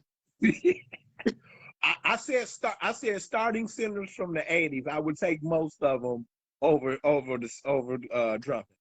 Most of the starting centers that started in the 80s, I would take. And if you back then, it's weird how you draft, because back then everybody was looking for a great center. I remember as a kid being mad that we took Allen Houston and didn't take AC Earl, because I wanted AC Earl, and was mad that we didn't take him. He went to Boston and flamed out. Man, them was the times, because I'm like, damn, we need a big man. We need a big man, and at the time we were rebuilding. We took Lindsey Hunter with that pick, and we had 2 picks in the '93 draft. We took Lindsey Hunter and Allen Houston. We took Lindsey Hunter with the first pick, and I thought we were going with a big man, but nope. We took Allen Houston, and I was mad that we took him, but I wound up liking Allen Houston, and was mad that we let him go. I mean, we still kind of needed a big man. I mean, that was the big man era. We didn't really have a whole lot of big men in that era. You said we literally did have Eric Montross starting at one point. Yeah, he was awful too. Eric Lechner, Don Reed, Cadillac Anderson. I think the only good big men we had were just forwards, and that was Jerome Williams and Brian Williams. Bison Daly. Yeah, Bison Daly. I remember, and I tell everybody, the one thing that hurt us back then with the rebuild with Grant Hill was Allen Houston leaving. And to me, he was the perfect complement to Grant Hill. You know, with the inside-outside game and his shooting ability, opening up the floor for others, that him leaving hurt us. Now, Stackhouse was a better player, but I always thought Allen Houston was a better fit. But he didn't shoot. Jerry didn't shoot. I felt like Jerry Stackhouse was kind of like the poor man's Grant Hill, man. He just taking it to the rim. Every possession. Their games clashed because they were the same type of player. That's why their games clashed. That's why I said Allen Houston was a better fit, because he could shoot. And man, he could shoot. But Jerry couldn't shoot. I mean, Jerry could shoot at times. Oh God, no, not like him, man. At times he could shoot. Who? I said at times he could shoot, but he Man, wasn't a shooter. no, he wasn't. And like I said, I think we focused in the 90s. I think we focused too much on that shooting guard position. I think with the 90s, it was just, I don't know what it was. I don't know if it was Doug Collins hurting us, because Doug Collins, for all the good that he did, he rubbed a lot of players the wrong way, and a lot of players didn't want to play for him. So I think that's what wound up, that's why Allen Houston left. Then we wound up trading for Stacey Augmon and Grant Long. And then we wound up having Christian Laettner.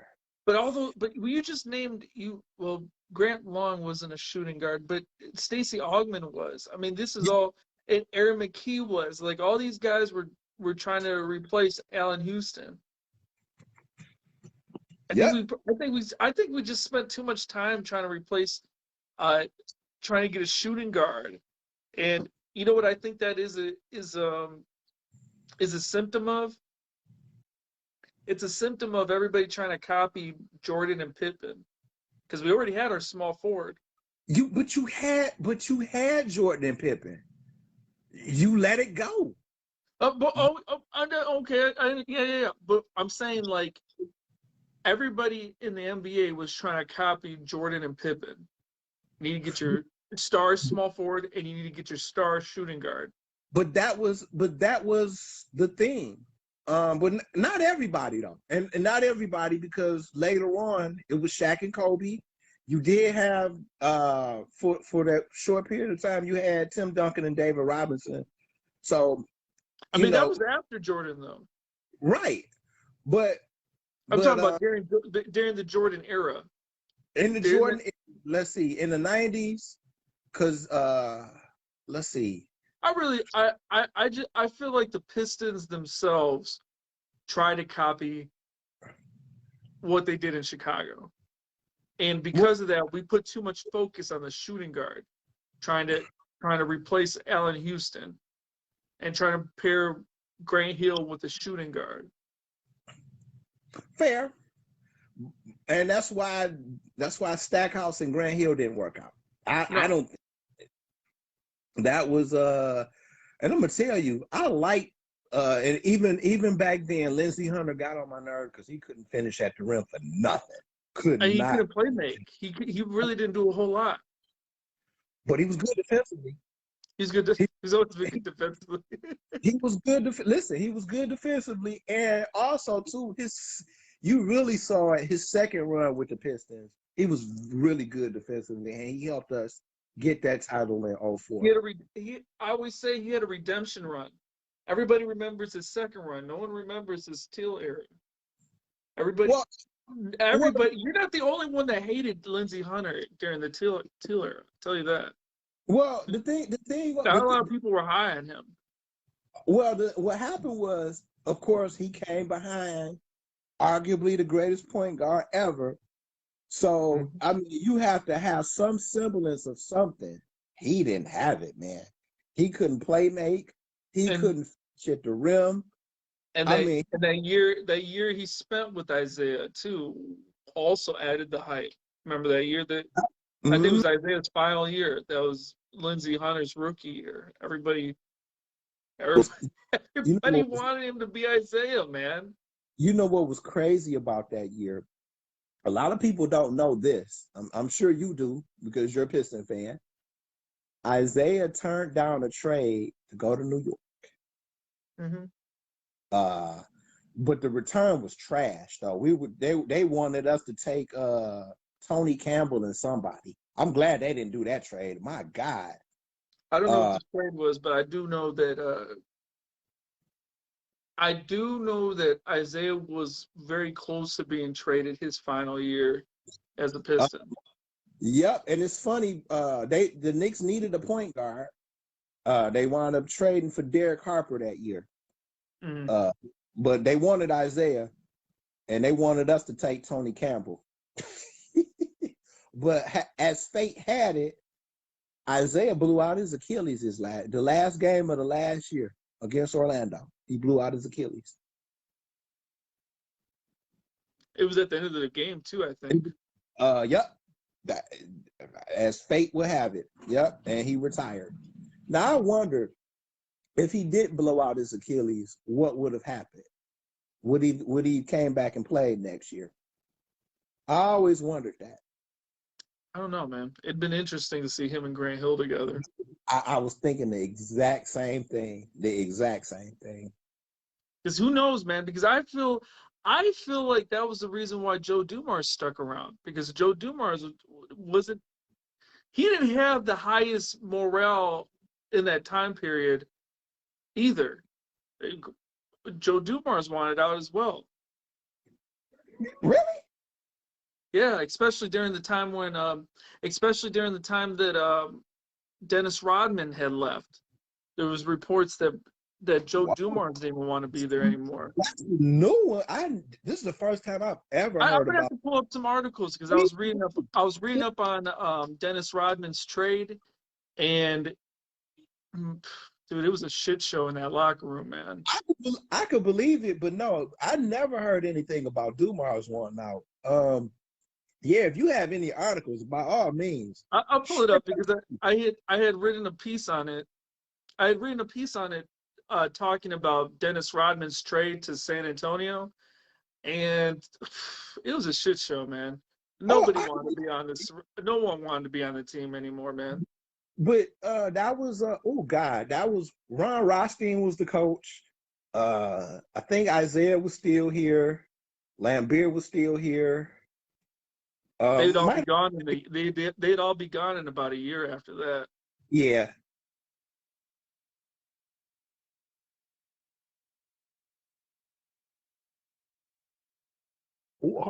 Hey, hold on a second. She can't get in her cards. She blocked in on both sides. Who the hell did that? I don't know. But I told her to go back in the placing. Yeah. What I'm talking about is that Dennis Rodman was traded maybe like a year before everybody had retired. Bill Laimbeer, Isaiah Thomas, and it was just a complete shit show. No one wanted to be on the team anymore, including Joe Dumars. No, I didn't know Dumars didn't want to be. I know Rodman wanted out. I know they were talking about trading Zeke. Lambeer had retired, but no, I did not know that Dumars wanted out. Oh my God! You guys are killing it with this era. Nice conversations. Hey, yeah, man. Listen, hey Sam, bro. I've been a Piston fan since the mid '80s, so I go back around the time just a little after Isaiah was drafted. So we could talk all night about Piston history. So yeah. But no, that's a new one for me though. I did not know that Dumars wanted out. But you know, I think that. But what I was trying to say was that I believe that's the reason why Joe Dumars stuck around is because we picked up Grant Hill. Fair. That's fair. That's fair. He stuck Grant Hill. Grant Hill brought a new life to the organization. What was that? That was '94. So Dumars played 5 more years after he got drafted. Mm-hmm. So Dumars was here. Damn. So was Dumars really here when Jeff Stackhouse was here? Mm-hmm. He was coming off the bench, I believe. Wow. I mean, I forgot. You know, it's been so long. Yeah. You remember NBA Hang Time? Yeah, I remember NBA Hang Time. It was NBA Jam, but like 3-on-3 basketball. Mm-hmm. I used to do Stackhouse, Grant, and Dumars. Okay. That was my 3-team lineup. Okay. Yeah, I remember NBA Hang Time. It didn't last long, but no, it didn't last long. But I used to do that lineup. It was a cool game back in the day. But yeah, NBA Jam was my game though. I used to love NBA Jam. The first one or the TE? All of them. I liked them all. And then I had cheat code. You know, you had cheat codes to get Dude, celebrity. oh, you know, you know who had the nastiest cheat code? My cousin. He's the only person I knew that knew how to get Larry Bird, man. Oh, wow. Dude, and this fucking wouldn't miss, man. Oh, I can believe Wouldn't miss. It's a 3 every single. It's like Steph Curry, bro. But my favorite team to run with was either back then it was either the Warriors with Chris Mullin and Mitch Richmond, or the Pistons with Isaiah Lambier. Couldn't go wrong with that. Outside the Pistons, the team that I ran with was the Nuggets. And I think it was Dikembe and Chris Jackson? no. It was What? Mario Ellis. Is that who it was? Stephonzo Ellis. Stephon. Dude, both their dunking ratings are off the charts, man. I could believe it. I'm surprised they didn't have McDyess on that game for them. No, McDyess came later, man. No, Later. McDyess was around that time. No, McDyess was around that time. Early 90s, he was on that team. 93, 94, 95. Yes, he came in the league and he I was thought he was like 96, 97-ish. No. Okay. He came from Alabama. He was hurt a couple years. The Nuggets team, remember, they beat the Sonics. Yeah, He was on that team. That team was actually pretty good. he was on the team? McDyess was on that team? McDyess was on that team. That was like in 94 then. 94, yep. That was 94. All right. I learned something. I didn't know that. I didn't know he was there that long. On that team, I think he might have been hurt. Bison Daly was on that team too. Yeah, Bison Daly. Bison Daly was on every team. Robert Pack. Yeah, Dale Ellis. Reggie. Not Reggie. What was his name? Reggie Williams. That was his name. Mm-hmm. Shooting guard. He was really good defensively. Mutombo, of course, you know that. Chris Jackson. He was Steph Curry before Steph Curry. That boy could shoot. That's an old ass Nuggets team, man. Coached by Dan Issel. Yeah. Yeah. And Dan Issel was on the team that scored.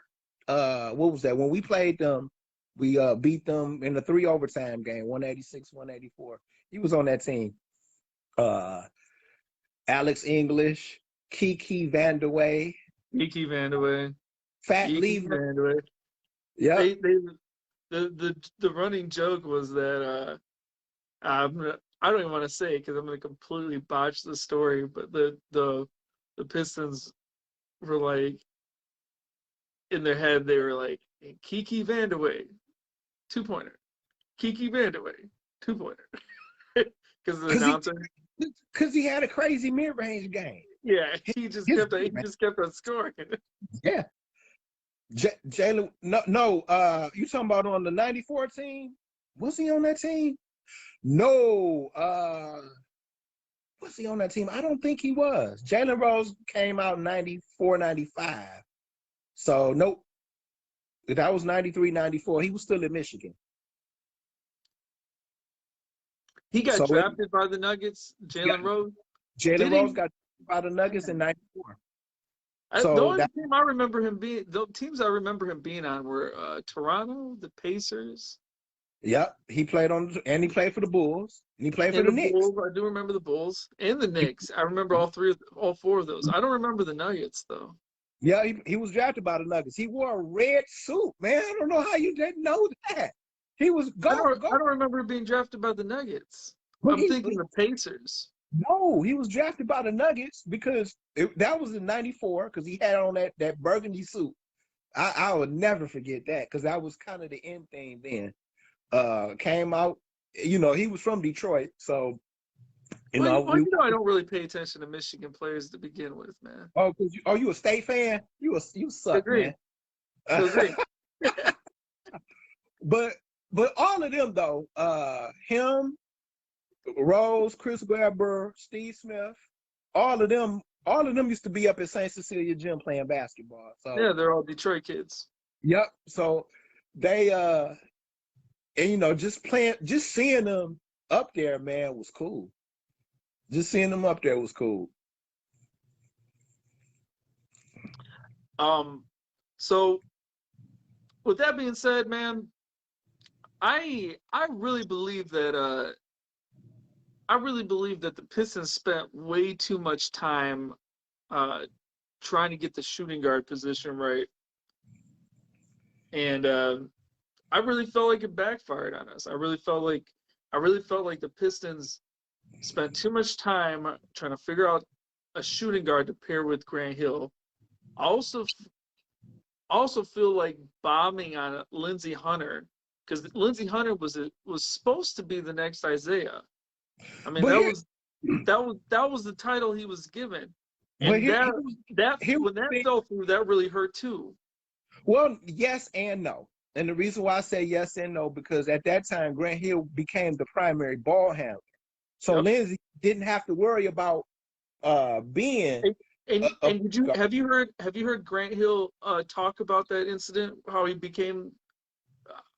took away Lindsey Hunter's role? I share that with me, because I didn't know anything about it. Share it. Okay, so Grant, you know the NBA courtside thing with Brent Barry and you know how they talk about their old stories as players. I've never heard the story, but share it. Okay, so he doesn't mention Lindsey Hunter by name, but because of what you said and what I know, he took Lindsey Hunter's primary point. Pretty much, he became the point forward when it was supposed to be Lindsey Hunter as point guard. And he said the reason behind that is because Gary Payton intimidated the hell out of their point guard. And he said our point guard. He didn't say any names. He said because Gary Payton just got in the head of our point guard, so I had to take care of the point guard position, and that's basically how I became the point forward of our team.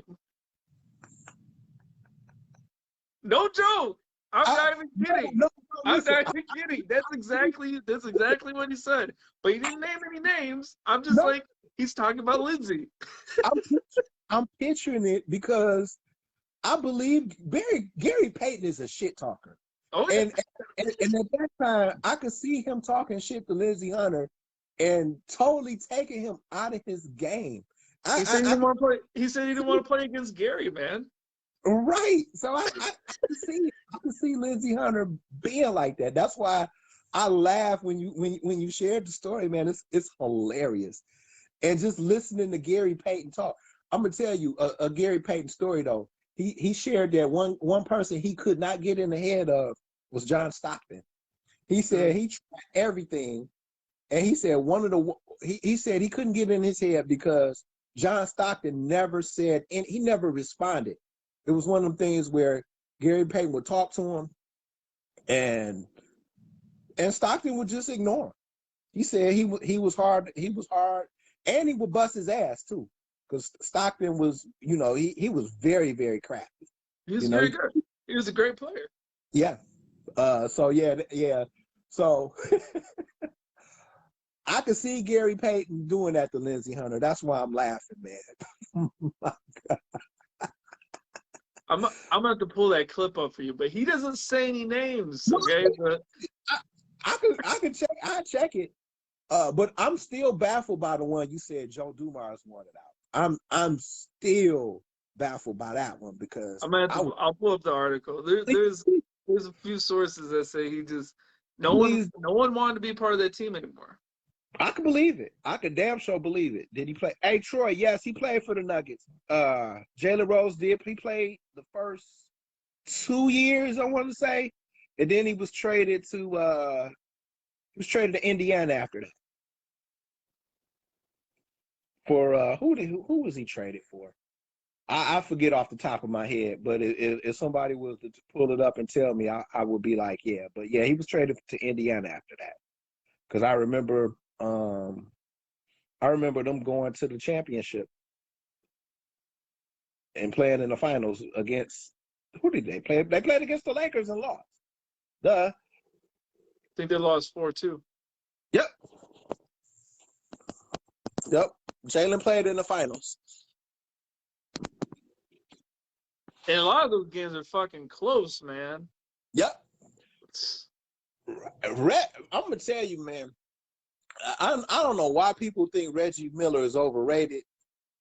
That dude carried the Pacers as far as he could, and then for a lot of years too. I mean, and then he became like, and then he kind of took the back seat role, and then they started drafting and developing players, and to be honest, and I'm gonna keep it a buck with you. If they didn't get into the fight, if they didn't have the brawl, they might have gone to the finals that year. I think they would have beat Miami. I do. Because they were deep.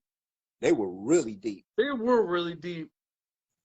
But man, Miami, man, I'm still surprised we beat Miami that year. Well, I am, but also Dwayne Wade, man, he was.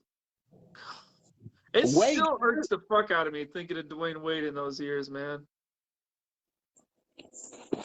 Wade got hurt, and that's what opened the door for us.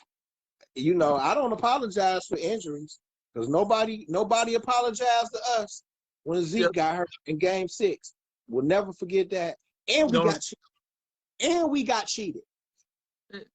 He got hurt. Was it Game 6 or Game 5? But he got hurt. It was Game 6 for the Forum. And we had a chance to win a championship that night. Yep, we sure did. He got hurt, but the crazy thing about it though was he still played, and he didn't bitch about it. He would have put up 25 points in the third quarter on one ankle. So Cass could talk all this LeBron shit if they want to, but it wasn't no player playing hurt like that. And then the phantom foul happened. Kareem went up for the hook, and they called a bullshit foul on Bill Laimbeer. I was watching a retrospective of the game. Okay, so that was Game 7 of that. That was Game 6. Oh yeah. I was saying I was watching a retrospective of Game 7. Mm-hmm. So someone was reviewing the Game 7 of that series. I saw that on YouTube. Yeah, YouTube. Yeah, I know what you're about to say. I'm gonna let you finish your story though. And he's like, there's no way in hell. And he's like, there should be some kind of violation. He was arguing for the Pistons. I was like, man, I like this guy. He said, there's no way in hell that there'd be anybody jumping on the court while the game is still on. The game is still ticking, and you have fans jumping on the court. You have fans jumping on the court, and the Pistons still have a possession. And they're down 3. And he's like, they should have been, the Lakers should have had some kind of violation or something. He completely robbed the Pistons of their final possession of all the fans that jumped on the court.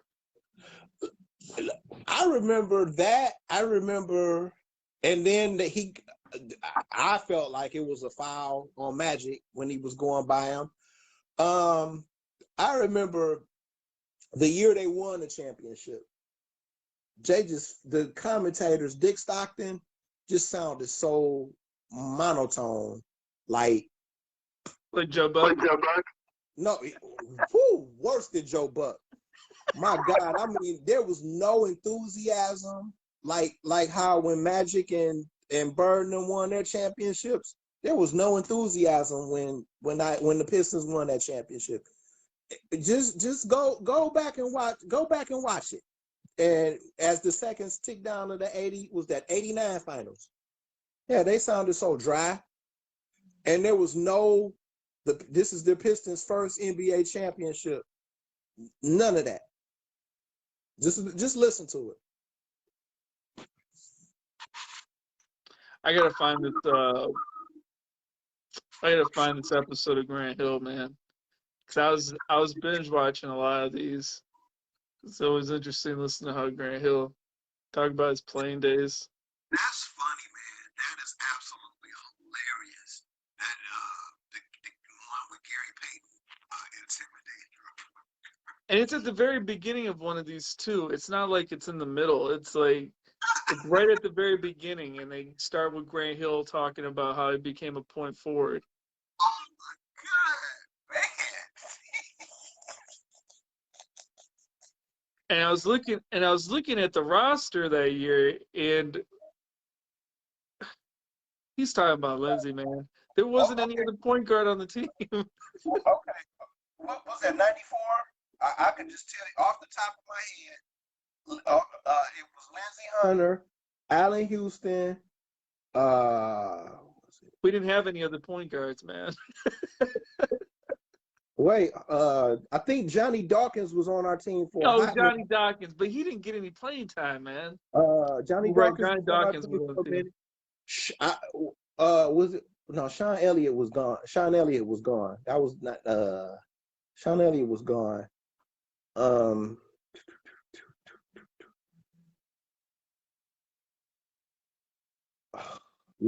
Did we? What was the '94 draft?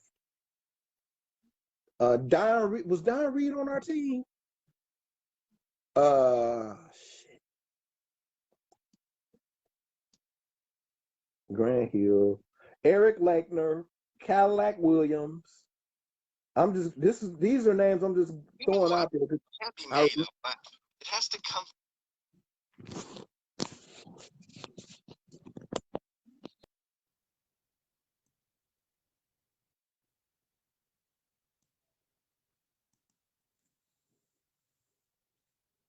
Looks like he got off.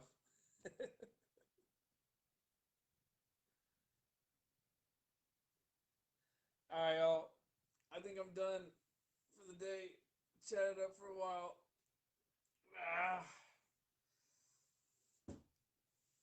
All right, fellas.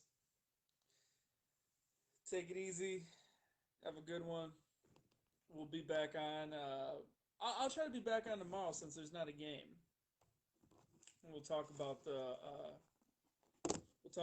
team. Maybe we'll get some more information about Blake Griffin and whatnot. I think what we're seeing with Blake, it's kind of the writing on the wall. To be quite honest with you, it's kind of just the writing on the wall. Because Blake could not. He's not playing at an NBA. He's not playing at an NBA level. And we're forced to almost play him 30 minutes a game. So something had to break. So it's unfortunate, but it kind of had to happen. So anyway, I'm out. Take it easy, everybody.